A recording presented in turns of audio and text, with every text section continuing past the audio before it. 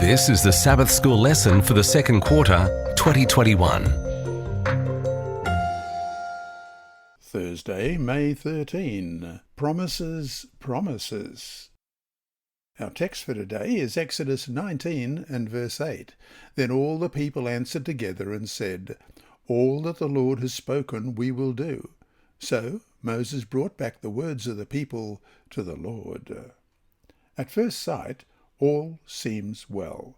The Lord delivers his people, offers them the covenant promises, and they agree. They will do all that the Lord asks them to do. It is a deal made in heaven, right? Read the following texts. What insight do they give us regarding Israel's response to the covenant? First of all, Romans 9, 31 and 32. But Israel, pursuing the law of righteousness, has not attained to the law of righteousness. Why?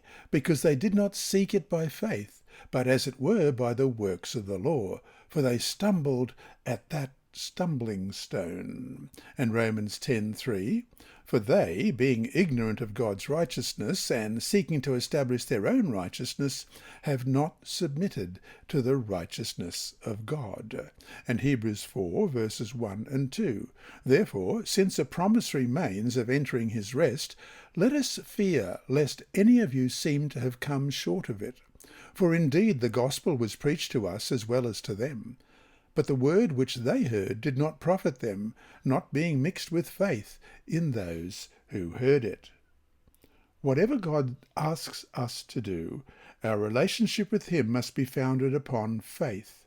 Faith provides the basis upon which works follow.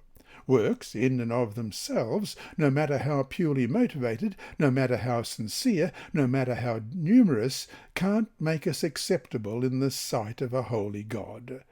They could not do it either in Israel's time, and they cannot in our time as well.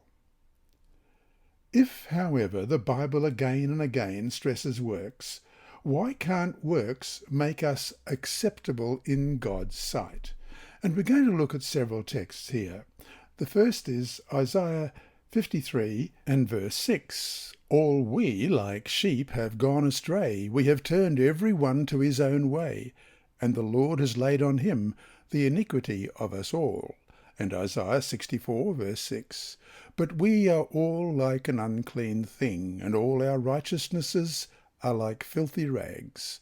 We all fade as a leaf, and our iniquities like the wind have taken us away. And Romans 3:23, for all have sinned and fall short of the glory of God.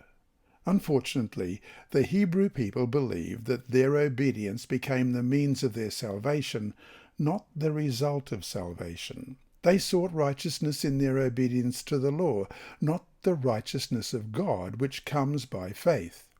The Sinai covenant, though coming with a much more detailed set of instructions and law, was designed a covenant of grace as much as all the preceding covenants as well. This grace, freely bestowed, brings about a change of heart that leads to obedience. The problem, of course, was not their attempt to obey. The covenant demanded that they obey. The problem was the kind of obedience they rendered, which wasn't really obedience at all, as the subsequent history of the nation showed. And so to finish today, read carefully Romans 10 verse 3, particularly the last part. For they, being ignorant of God's righteousness and seeking to establish their own righteousness, have not submitted to the righteousness of God. What point is Paul making here? What happens to people who seek to establish their own righteousness? Why does that attempt inevitably lead to sin, unrighteousness, and rebellion? Look at our own lives. Are we not in danger of doing the same thing? This lesson was read by Dr. Percy Harrold for Christian Services for the Blind. It's supported by the Sabbath School Department and Hope Channel Australia, and is rebroadcast by Christian Record Services and through podcasts at It Is Written in the United States, Hope Channel Germany, and through Apple iTunes and SoundCloud. Remember, God is always faithful.